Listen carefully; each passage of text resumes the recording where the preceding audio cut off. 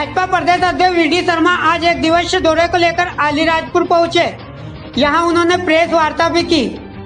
इस दौरान बीजेपी अध्यक्ष ने कहा, कांग्रेस तोड़ने की राजनीति करती है तो भाजपा जोड़ने की राजनीति करती है। वहीं जन आशीर्वाद यात्रा को लेकर भी उन्होंने एक बड़ा बयान दिया।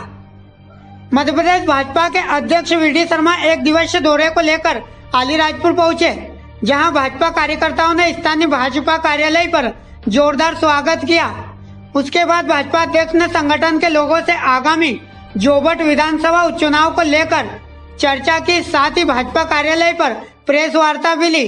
इस दौरान मोदी सरकार के 3 मंत्रियों द्वारा निकाली जा रही जन आशीर्वाद यात्रा के बारे में भी उन्होंने विस्तार से बताया और कांग्रेस को आड़े हाथों लेते हुए जमकर बरसे।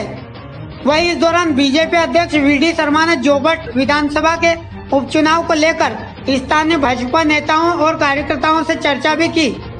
CID न्यूज के लिए अलीराजपुर से राजू प्रजापति की रिपोर्ट। आशीर्वाद यात्रा का क्या उद्देश्य? नहीं, जन आशीर्वाद यात्रा तो इसलिए निकाल रहे हैं कि भारत के इतिहास में पहली बार ये जो जितने लोग राजनीतिक दल जिन्होंने 50-50 साल इस देश पर राज किया, उनको हम बताना चाहते हैं।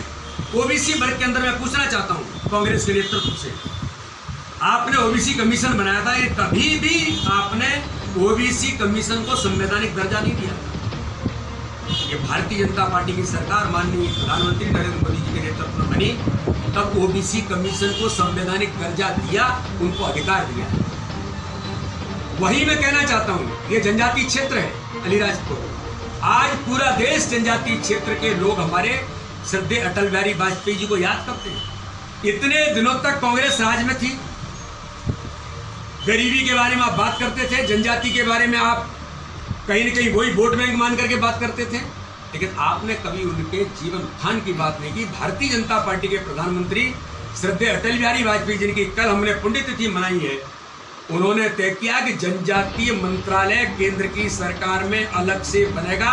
उनके चिंतन और मंथन के लिए अलग से मंत्रालय बनाकर उनको अधिकार संपन्न बनाने का काम भारतीय जनता पार्टी के प्रधानमंत्री, उस समय के तत्कालीन प्रधानमंत्री माननीय अटल बिहारी वाजपेयी जी ने किया।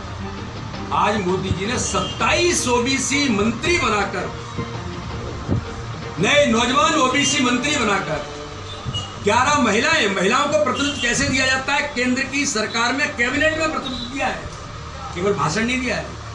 अनुसूचित जाति जनजाति के बड़ी संख्या में मंत्री बनाकर माननीय प्रधानमंत्री ने संकेत और संदेश दिया है कि तुम तोड़ने की राजनीति करोगे, हम जोड़ने की राजनीति करेंगे। इसलिए जन आशीर्वाद यात्रा है कि हर समाज वर्ग के लोगों को प्रतिनिधित्व देने का काम भारतीय जनता पार्टी के माननीय प्रधानमंत्री नरेंद्र मोदी जी ने किया है। मैं तो अलीराजपुर के मीडिया के माध्यम से आज माननीय प्रधानमंत्री जी को बहुत हृदय से साधुवाद देना चाहता हूं। ये विजन प्रधानमंत्री नरेंद्र मोदी का ही हो सकता है कि पॉजिटिव वे के साथ, सकारात्मक दृष्टिकोण के साथ उन्होंने देश के अंदर हर समाज में, उन्होंने कल 15 अगस्त के अपने स्पीच में कहा है कि सबका साथ, सबका विकास और सबका विश्वास तो जीतना ही है, लेकिन देश के विकास के लिए सबको प्रयास करने की जरूरत है।